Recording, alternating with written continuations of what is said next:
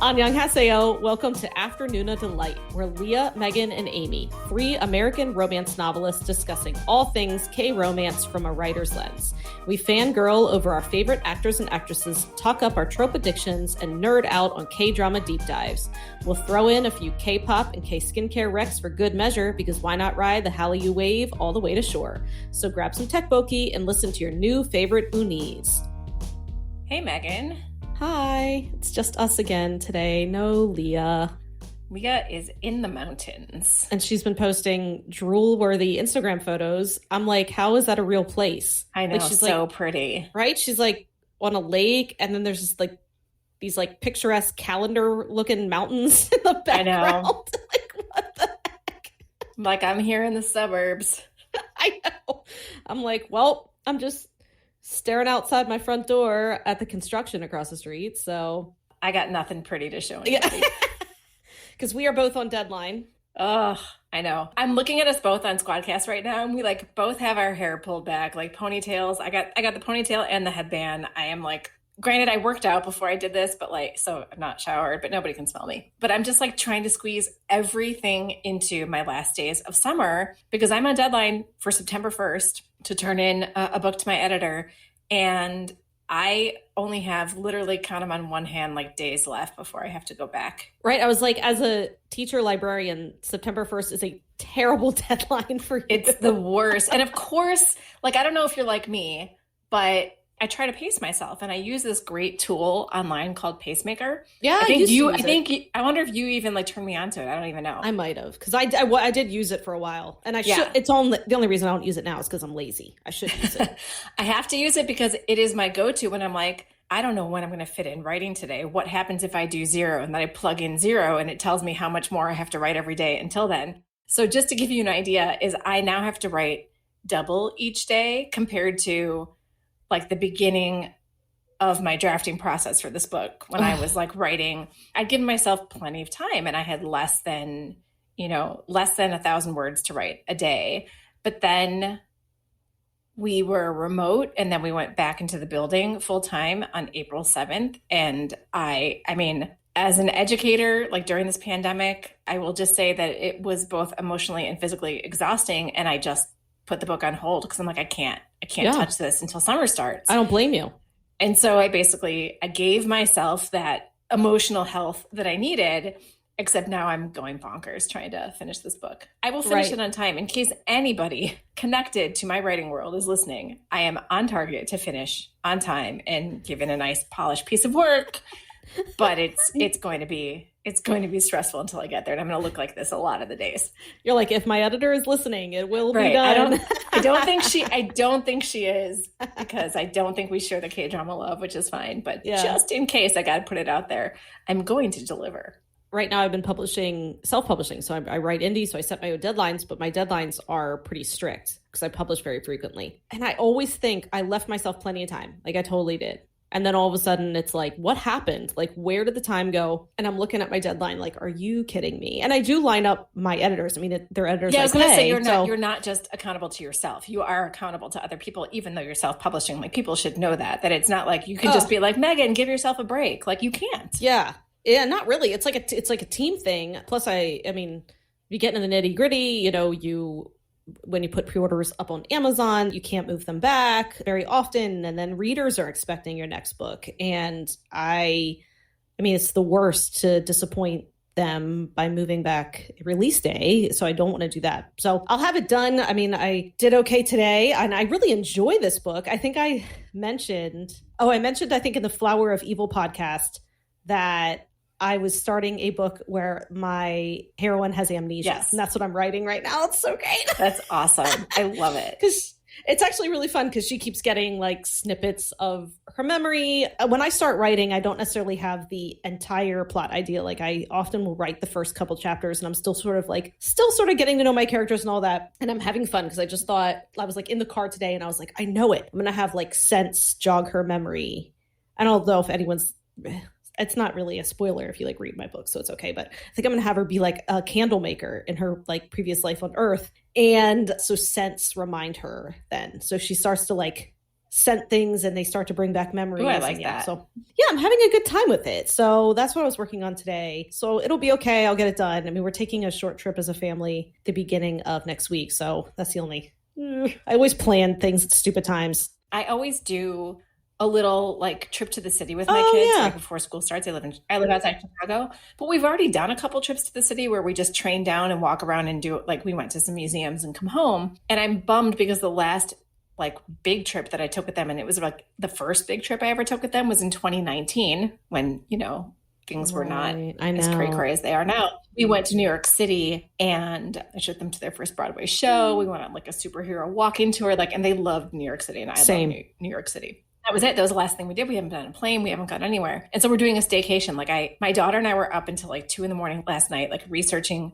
hotels in Chicago that have indoor pools and jacuzzis because I need to be soaking myself in. Oh, that's so fun.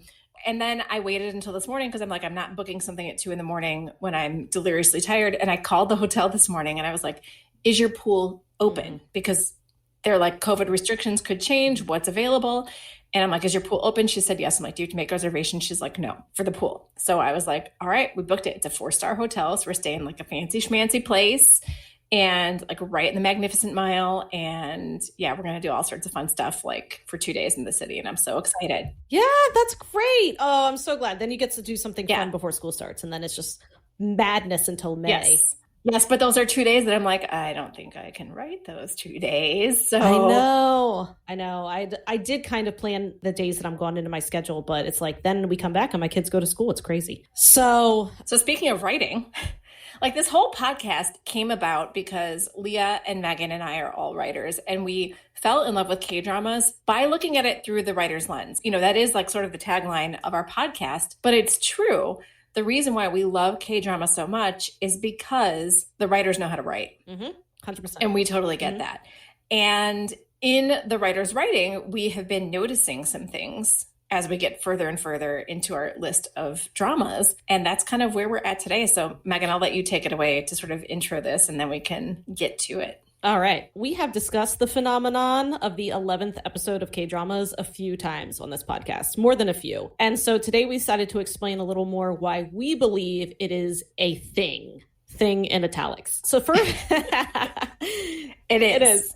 So first we want to explain story structure a little bit. We'll try not to be too nerdy, boring author about it, but we often mention beats of a story, and that describes the pivotal shifts of a story. So Save the Cat is a novel by Blake Snyder, and he lays out what he calls the beats needed for a screenplay, which is essentially a template that is recognizable to all of us, even you, listener, even if you don't realize it. So the protagonist has a goal, encounters a conflict to reach that goal, and must overcome it. I mean, that's something that should be recognizable to anyone that watches any sort of movie, TV show, or whatever. That's a very simplified version, and Blake Snyder goes into much more detail on how to flesh out your idea. And also, there's a lot of Save the Cat books. Like, I'm looking on my shelf. I have Save the Cat Strikes Back. I have Save the Cat Writes a Novel. I mean, there's a lot of them. And the novel is like the newest one, right? But the novel was written by somebody else because Brody. So that we talk about this idea of plotting or pantsing. And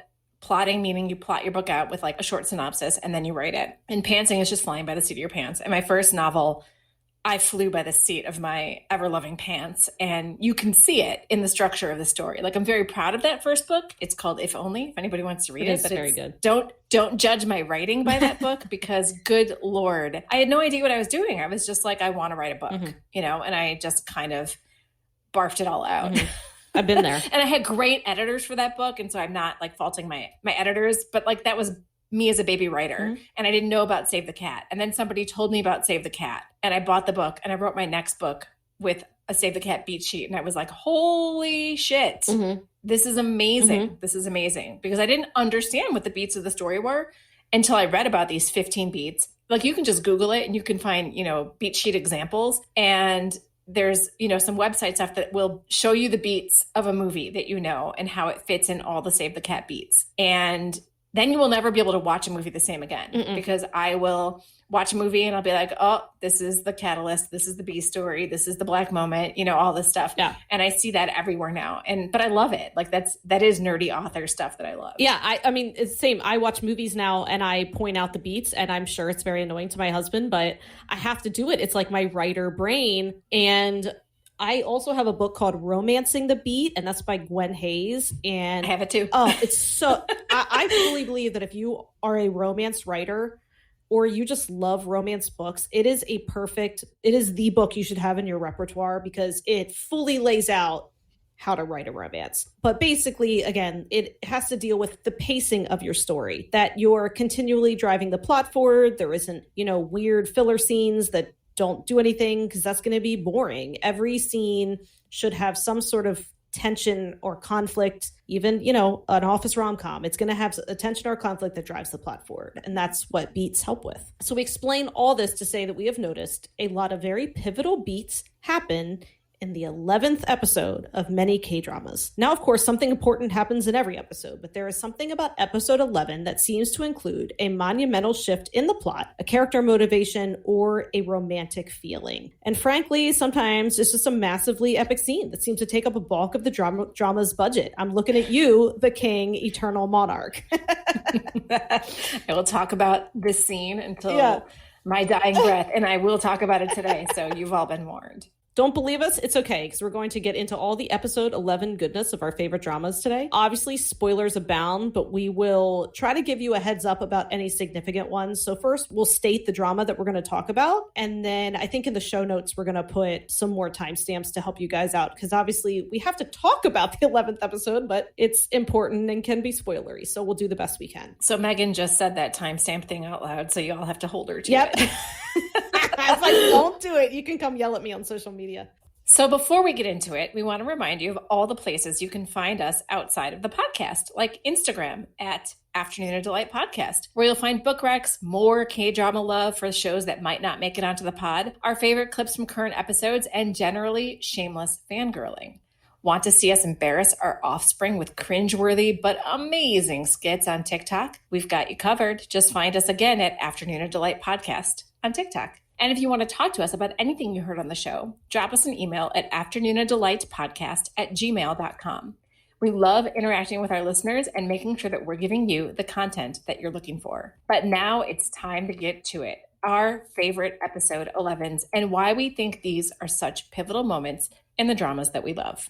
Okay, so I told y'all I would talk about it until the day that I die, and I'm going to talk about it right now. And it is The King Eternal Monarch. And I've talked about episode 11 before. So if you've listened to our endings that we would rewrite, this will not be a spoiler for you, because I talked in detail about this episode and why this episode contributed to an ending that I did not like in The King Eternal Monarch, even though on the whole, I did love the drama. And a lot of people are split on this drama. So anyway, here we go. So if you don't know about this drama, it is a romance and a thriller, and it takes place across the multiverse. We've got Lee Min-ho as our king, Lee Gon, who is the king of Korea with a C. And then we've got Kim Go-eun as Tae-ol, who is a police detective in what we know as our world, South Korea. And so we've got this, romance happening across universes. And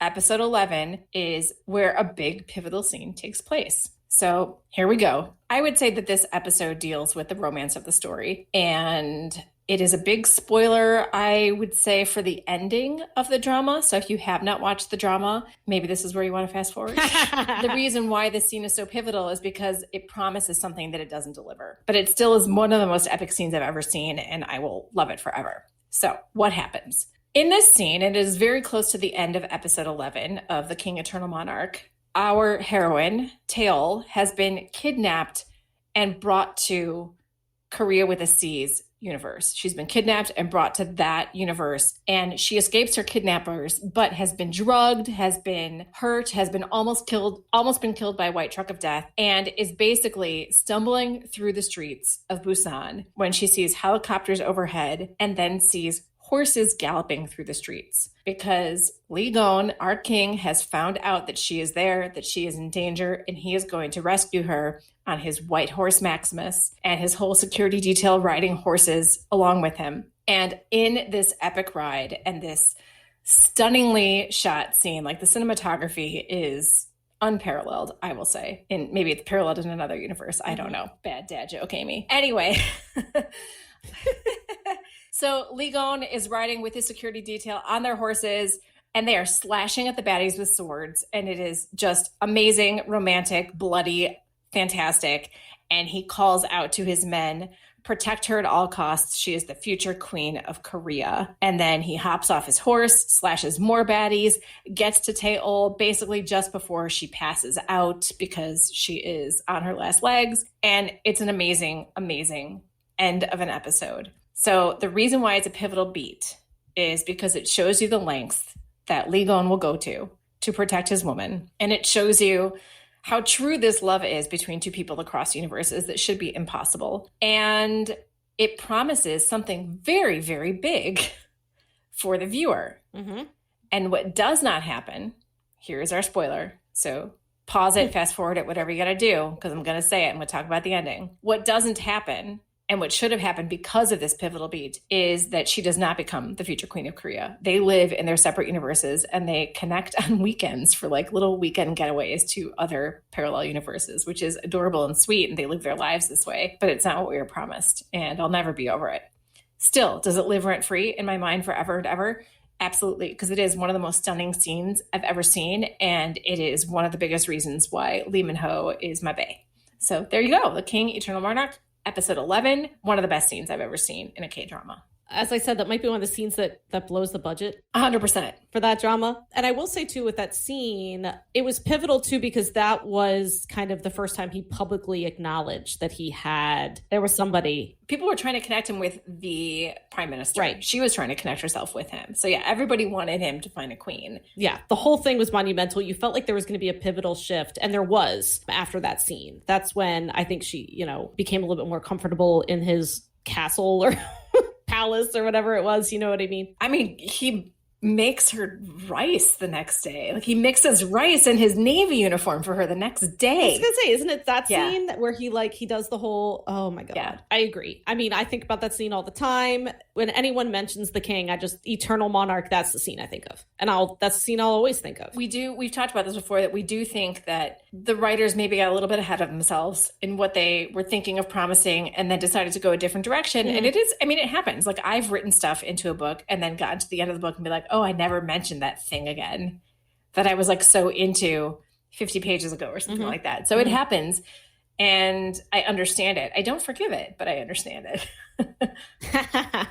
Okay, well, I am going to talk about Healer, which is one of my absolute favorite dramas. Okay. And episode 11 it's not one of because Healer's full of action. Okay. It's a hard driving plot. There's always stuff going on. But what happened in episode 11, why it's so important is to the romance of the drama. So to give a little background on Healer is a knight errand boy who parkours on rooftops. And he is hired by the heroine's uncle. The uncle is trying to find the real daughter or the birth daughter of his sister-in-law, which happens to be Shea Young Shin, the heroine. So without getting too much into the plot, basically turns out Healer, when he was a kid, played with Shea Young Shin, so they've known each other, their fathers were friends, all of that. So in the drama, he's trying to stay undercover as Healer. He does not want Shea Young Shin to know he's Healer. One of the main reasons is he's trying to protect her. So he has committed a few,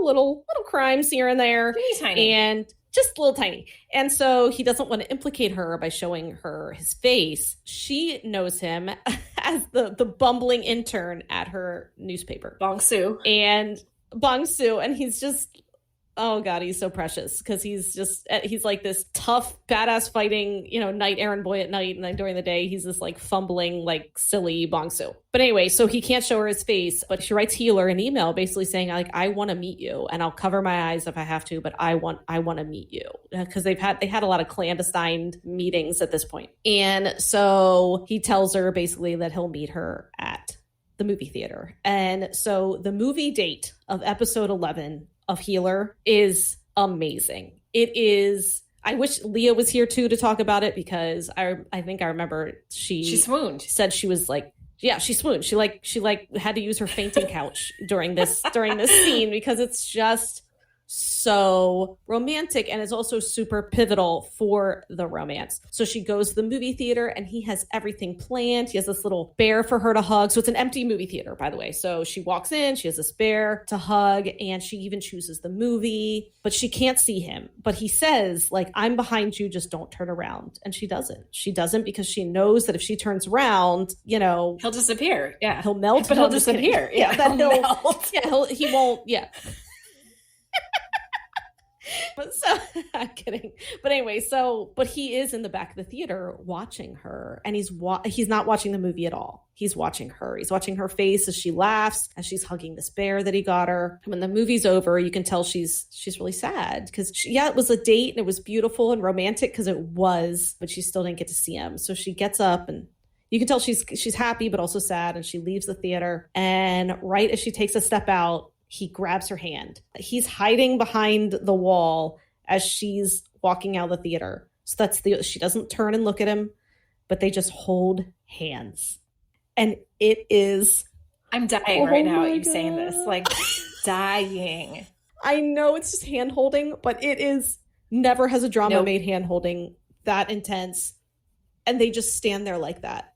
And then eventually he has to walk away, and she still has never seen him. And at this point, he knows who she is. He knows that, you know, she's who he was hired to find. Yeah. Yeah, he knows. And he also knows that he knew her as a kid. He knows that he has connections to her. I mean, he played with her as a child. She means so much to him. I mean, he's in love with her at this point, like clearly in love with her. And he confessed to her as Bong Su, but she said no, because her heart belongs to Healer. Oh my God. And it's just, that movie date is just extremely important. It's when they finally connect, and it's beautiful. And it's just an epic scene. It's a whole thing. I mean, I don't know who's seen Healer and doesn't talk about the movie date scene, because it's just everything. So yeah, I mean, it lives rent free in our minds, because 100%. We can't stop thinking about the hand holding. And you want to know what's funny is I was looking up episode 11s this week, you know, getting ready for this and seeing, because some of them I knew, like obviously, like I've talked about episode 11 of King so many times that y'all want me to shut up. But I looked up Healer because I wasn't sure. And in my head, I was thinking, oh, it's going to be the elevator save scene. That's what I thought it would be. Okay. And then when I saw it was the movie date scene, I was like, oh, that's even better. Yeah. Because that is a huge shift. It is when you know, as the viewer, that he is as in love with her as she is with him. Even though she doesn't know him and he knows everything about her. Oh, it's so freaking good. I want to go rewatch it. I know. I'm due for a Healer rewatch soon. All right. So next, I'm going to talk about Flower of Evil. And I mentioned this in our Flower of Evil podcast, which was our last one. Sorry, that was 2 podcasts ago, Flower of Evil. And honestly, there's no way to talk about Flower of Evil without spoiling it. So I'll give you like a little snippet of like what is the movie trailer version of the drama. And then if you haven't watched it, I would skip ahead to the next one, because I really don't want to spoil this for you, because this is probably in my top 3 dramas. This is something that really hit me hard in the emotions, and one of my favorite dramas. And Lee Joon-gi, like one of my favorite actors ever in my life. Mm-hmm. So the premise, which is not a spoiler, the premise of Flower of Evil is that we have this happily married couple, and our heroine is a police detective and our hero is a metal worker. Okay. And they seem to have this perfectly idyllic life. They have a beautiful little daughter, and there's this loving couple, and it's wonderful and everything's perfect. And why do we even need a drama? The reason why, and the reason why we need a drama is because the wife starts investigating this years old murder that involved a teenager, Do Hyun-soo, who has been missing for 14 years.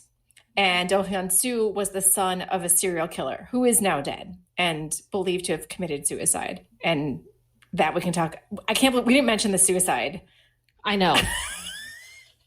Someday we'll have to go back to like totally implausible things Yep. in K-dramas, but I won't get into that right now. But I'm just realizing now, oh my gosh, we didn't talk about the suicide. So anyway, Do Hyun-soo's father is dead, but Do Hyun-soo has been missing for 14 years. And as Baek Hee-sung, that's Lee Joon-gi's character, as his wife starts investigating this years-old murder and this missing serial killer, she realizes it might be him.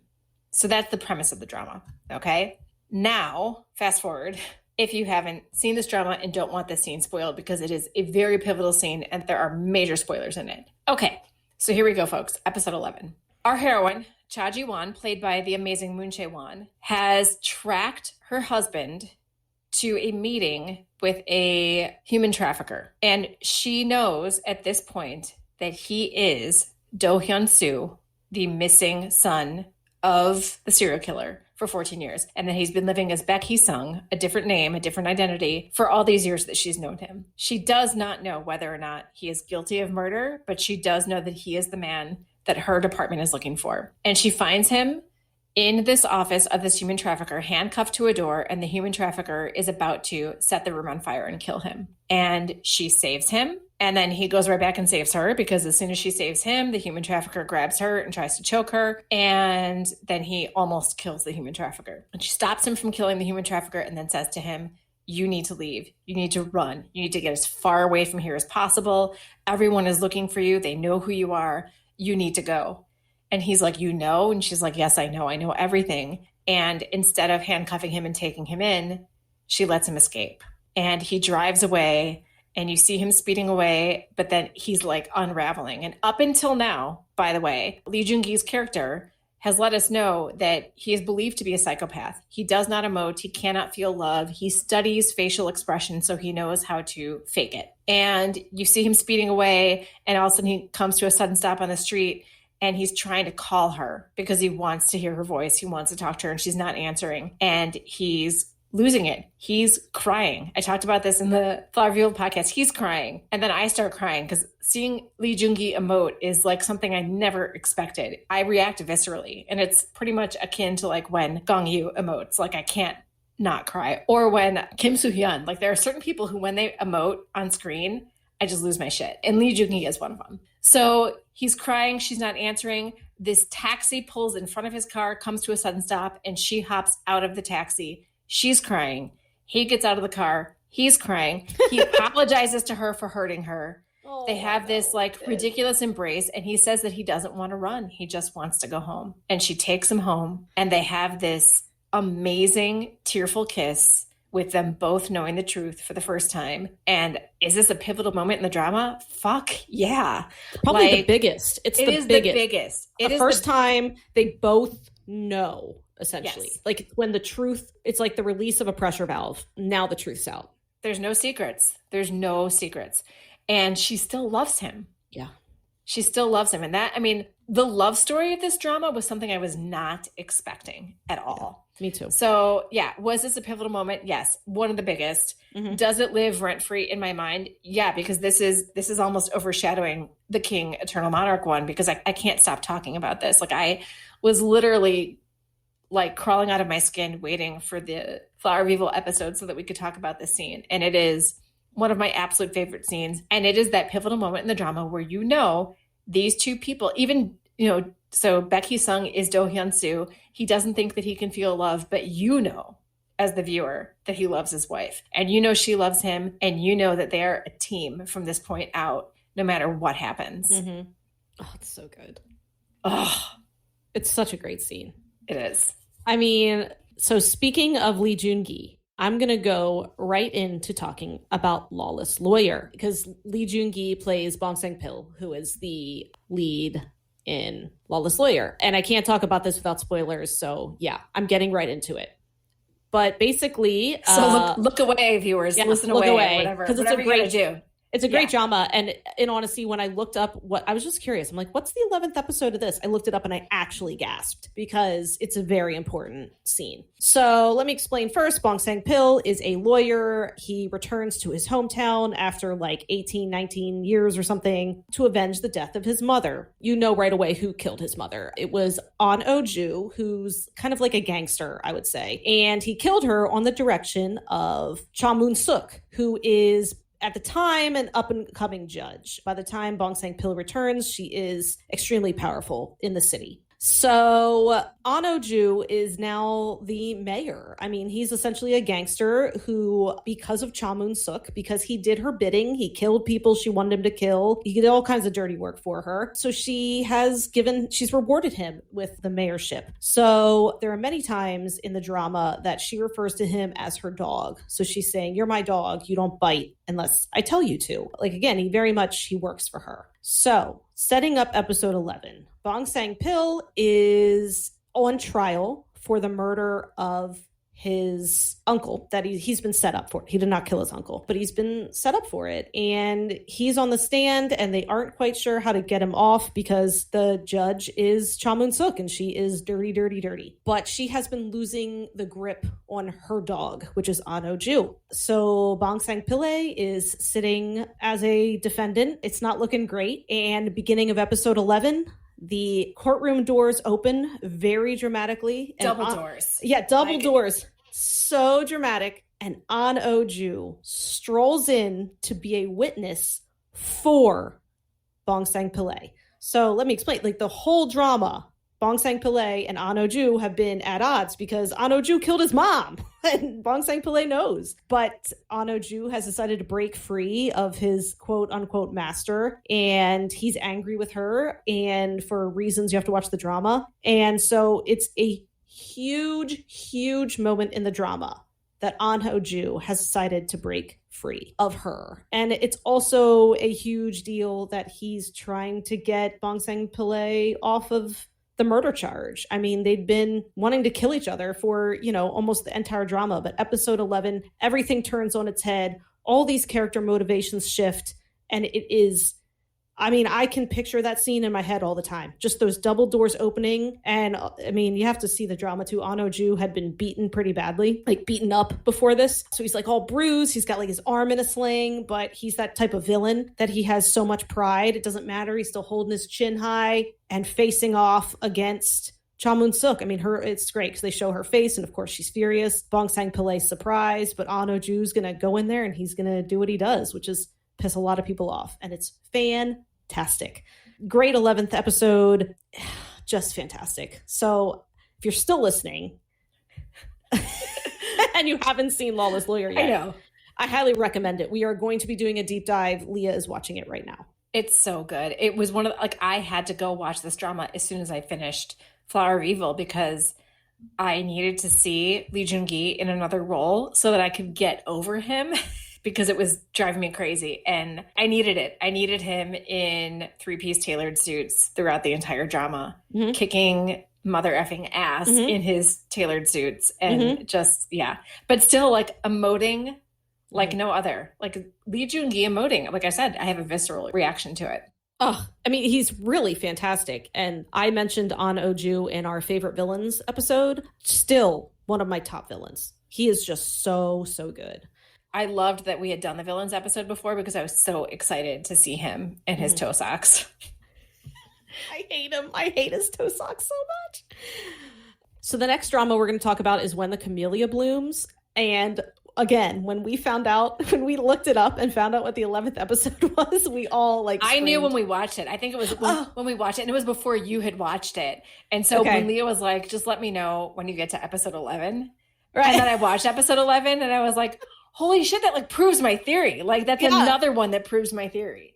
So if you listen to our When the Camellia Blooms deep dive, you know about this. But if not, and you've seen it, you got to listen to our deep dive. It's a good one. And this won't spoil the whole drama for you by any means. No. So this is one that you could listen to, but it will spoil, I would think, the impact of this scene. I don't know. If you know about, I know, seriously, I could watch it right now and still my panties would explode.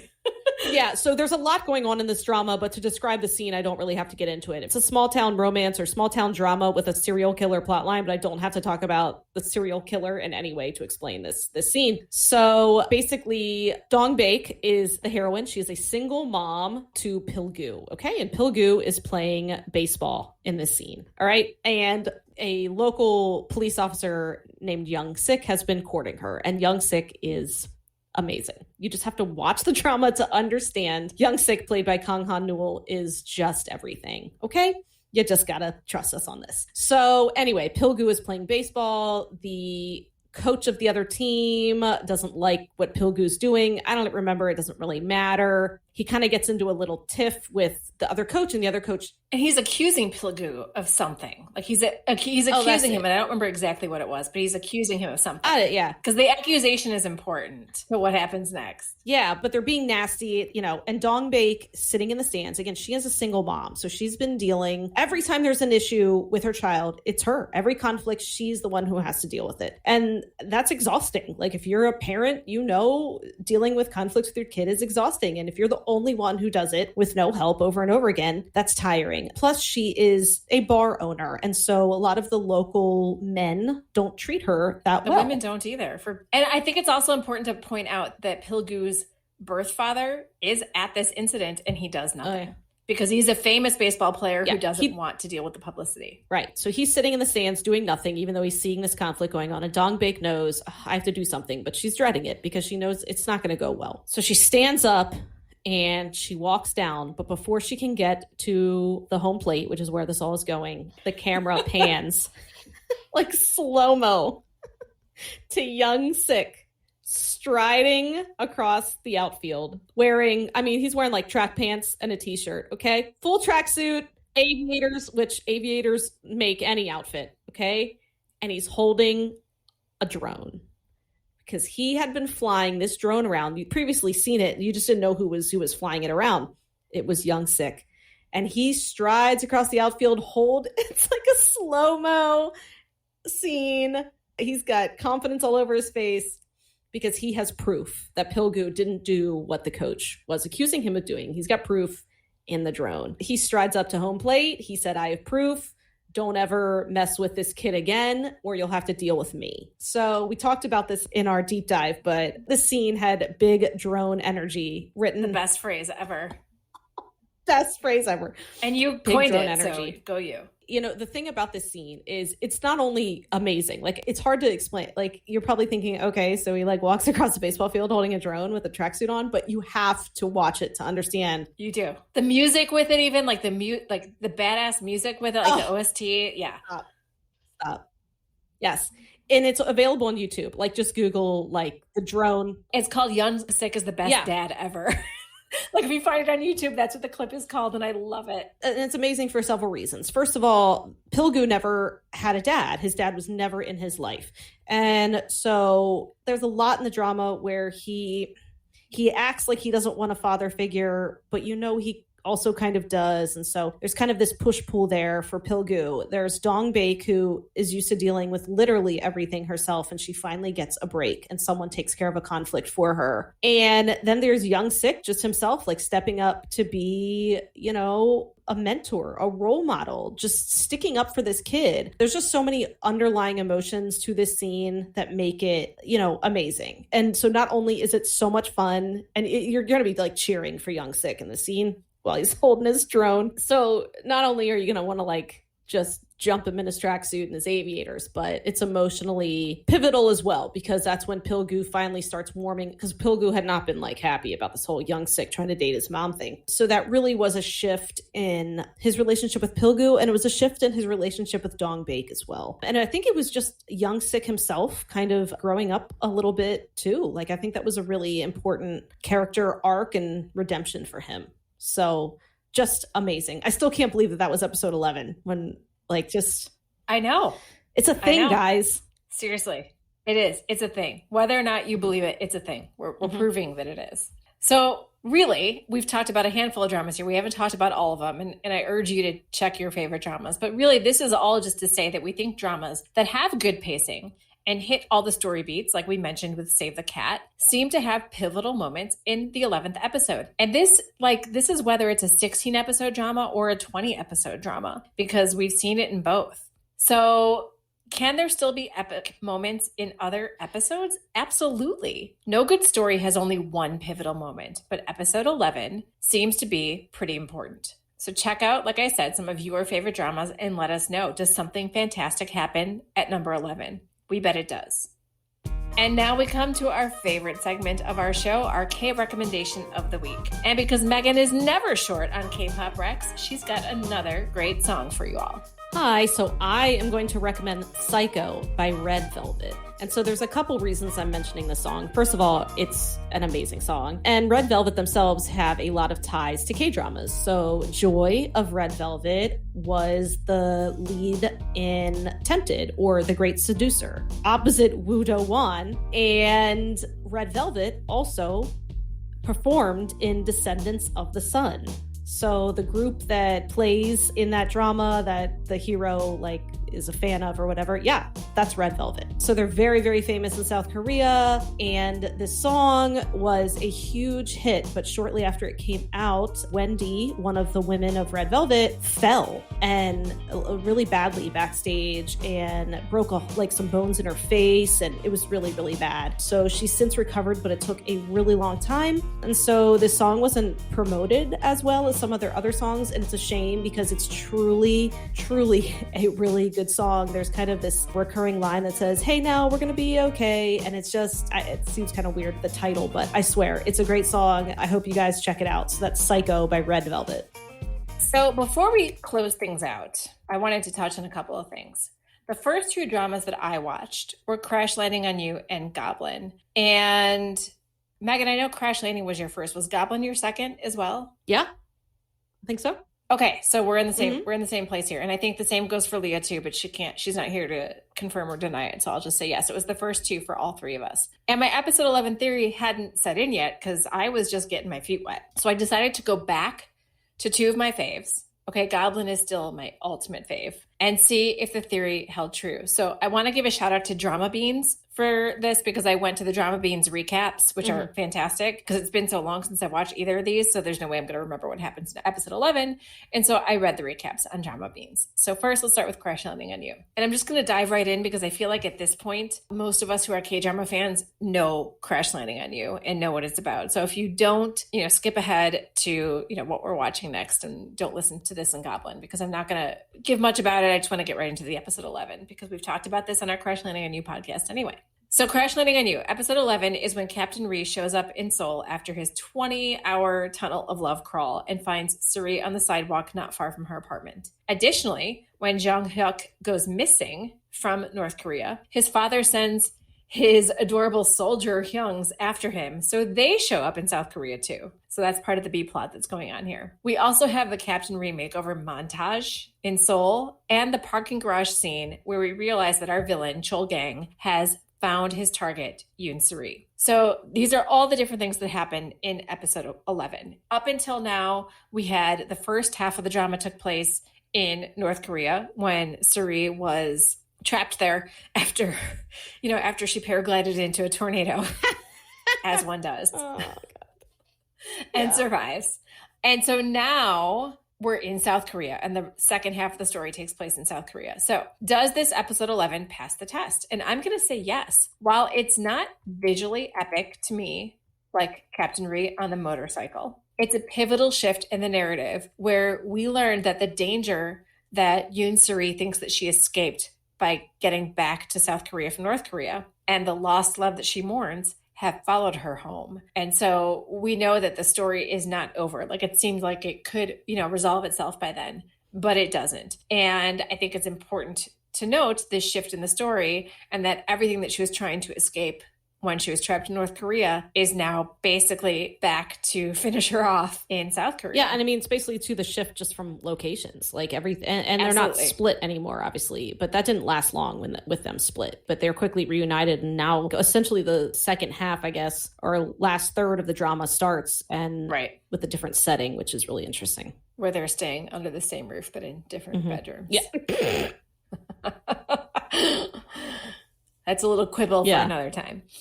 All right, so how about Goblin? So episode 11 of Goblin. If you don't know Goblin, shift ahead. But I think most of us at this point are pretty familiar with our 900-plus-year-old immortal in love with the Goblin's bride, who is only 19 years old at this point. All right, so Kim Shin in episode 11 has just realized that Sunny is the reincarnation of his sister, Kim Sun, who was murdered by her husband and king, Wang Yo. Sunny thinks he's cuckoo for Cocoa Puffs when he hugs her and calls her Sana, and when he brings her son's favorite shoes and fruit. Yet somehow she knows something is up, especially in her continued encounters with Reaper, who has, told her that his name is Kim Woo-bin, who is still trying to figure out how the jade ring connects them. In a pivotal scene in Sunny's chicken shop, she senses his invisible presence because when he's wearing his fedora, and if you're not sure what a fedora is, check out our TikTok so you can see Megan in one. So when he has his fedora on, he's invisible. But she senses his presence and knocks his fedora off with a cherry blossom branch, forcing him to admit that he's a Grim Reaper. What else happens? Well, Reaper receives a card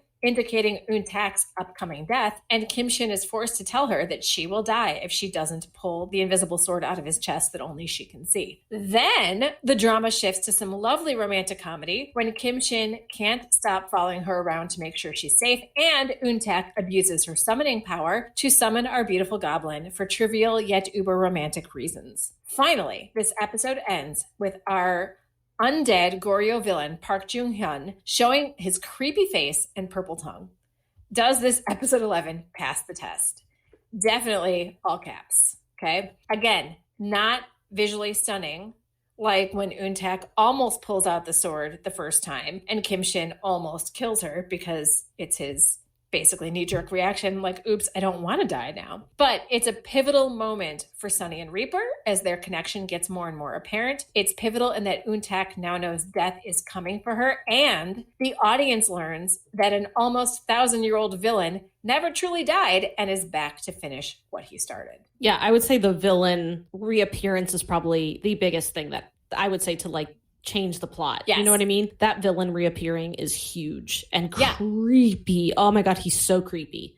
Up until that episode, I really thought the only conflict was that only one of them could live. Like the whole sad love part of it. Mm-hmm. But now we actually have a villain who, he was the king's right-hand man in Kim Shin's mortal life, right? Yeah. And he is the one who poisoned the king's mind to banish Kim Shin or kill Kim Shin. And so the fact that he is back totally changes the whole trajectory of the drama. Mm-hmm. And it was really exciting and creepy and awesome. And I loved it. So yeah, our two originals stand up to the episode 11 test, I would say. Pass the test. So Leah may be absent, but she does get an honorable mention. So here's what she has to say about Reply 1994. So this is Leah talking through me.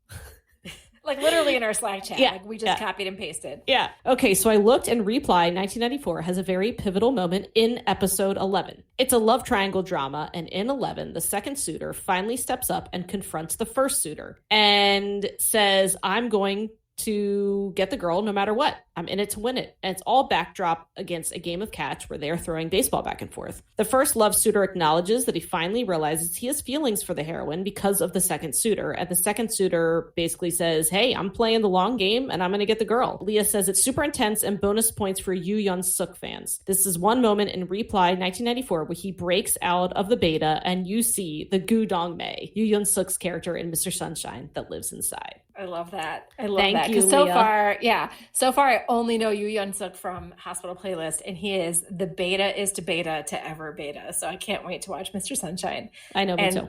Get acquainted with Gu Dong-mei. So this week, we are going to not give y'all a book rec because really there's no way to recommend a book with a pivotal scene without spoiling the book, because pivotal scenes spoil stories, and we just spoiled a whole bunch of dramas for you. We're not going to do that with books too, but I would ask if anybody out there has a book where you're like, this hits all the marks, all the beats. If you're getting into the beats with us, let us know, and maybe we'll add it to our, to be read list. Yeah, or a fantastic climax or just a really amazing scene. Let us know. Yeah. So what are we watching? So I'm still on My Roommate is a Gumio. Still enjoying it. Again, I'm just really slow in the summer. As soon as the kids go back to school, I'm going to start binging again. You just wait. I'm going to be so mad at you. I know. When you get back to your old ways, because I feel like I'm busier in the summer than I was during the school year, which makes no sense because once the school year starts, I'm going to be totally at a loss. Because I finally, I've been talking about it for weeks and I'm going to start it. And I finally started Zombie Detective. It's so fun. With Choi Jin-hyuk. And oh my God, I love it. It's hilarious. It's Like, I don't even know what to say. Because Like, it's ridiculous, but it's It also is. really good. Like, usually when you watch something with zombies, like a zombie movie, like Train to Busan, it is zombies and they're everywhere, right? Yeah. In Zombie Detective, he's like the only one and he doesn't know why he was reborn as a zombie. He doesn't want to be a zombie. He can think intelligently and he trains himself to act like a human and then uses makeup to look like a human, gets mistaken for a private eye, and now all of a sudden he's working as a private eye. Yeah, it's and adorable. he's a freaking zombie. So and he's wearing like BB monster cream on his face to cover up his like so zombie funny. eyes. Yes, it's so funny. So I'm so great. Thoroughly enjoying it. And there's some good mystery to it as well, right? Because you don't know why he's a zombie and he doesn't know either. Like, he doesn't know who he was before, so he doesn't know if he was a good guy or a bad guy. And there's some hinting that he could be connected to these like awful like child murders that are happening. There's like a serial killer. Again, you know, we love our serial killer dramas. Yeah. But yeah, there's a serial killer backdrop. And like, I'm pretty sure it's related. Like, that's obviously where we're going with this, but which is a cool mystery. And are you still watching this one too? Did you finish it? I didn't finish it. I'm doing both. No. You're double fisting. Okay. Yeah. But because it's really fun. It's fun and light and I'm enjoying it. I'm going to go watch them tonight. I think sometime we need to maybe like have a podcast about bad serial killer names, because we had Joker in one this one is Santa. Santa. It's so bad. I'm like, why? And he wears a Santa suit. Like there's been a little bit of flashback where you see this guy in a Santa. Yeah, it's so terrible. Like, seriously. I know. I hate it so much. And what are we talking about next? I'm so excited. I know. So speaking of An Oju that we mentioned, we're doing Lawless Lawyer next week, and I seriously cannot wait. There's so much goodness in this drama, and really, you know, there's so much characterization that I can't wait to like sink our teeth into. It's going to be really good. I'm excited. We're going to talk more about Lee Joon-gi, our favorite. So yeah, I'm a little nervous that we're going to have some dissenting in the ranks. Yeah, you think Leah's not going to like it? I don't think she's going to love it as much as we. I hope she proves us wrong, but like she already didn't love the opening scene. I know, God, I know. She's like, car chases do nothing for me. I'm like, well, I mean, it's not as Fast and Furious as she claims, but it's not. I liked it. So I think once the drama really gets into the like solid revenge plot, I think she'll be into it. And I don't know. I don't know if she's gonna. I think you also really have to like appreciate An Oju as a villain. I truly believe you have to. I feel like you have to have conflicting feelings about him in order to like really, you know what I mean? Because he's so bad, but he's so good at being bad. Right. Like I've mentioned this before, and I will say it's like the one thing that I didn't enjoy about Flower of Evil, but not at all that it detracted from the drama, is the whole like, you know, adding in the gangsters and the gangsters being like almost caricatures. Yeah. You know, like the totally. human trafficker in Flower of Evil. But An Oju is not a caricature. Oh, he's so good. He has depth. And I mean, there are some times where you root for him. And you do. That's what I'm saying. Yeah. So if she, well, we'll see. We'll talk next week, guys. I don't know. Let us know what you think. We think Leah's going to get into it with us, but we hope so. We hope so. Yeah. Oh my gosh, because Lee Joon-gi. But yeah, so we'll all be back together next week. Thank you for hanging with us today, and we will see you next time. Annyeong. 감사합니다. Thank you for listening to Afternoona Delight. Make sure to subscribe for more great K-romance conversation. And be sure to follow us on Instagram and Twitter at Afternoona Delight Podcast for more information on our podcast, behind-the-scenes photos, and of course, pics of our favorite oppas and anis. Annyeong!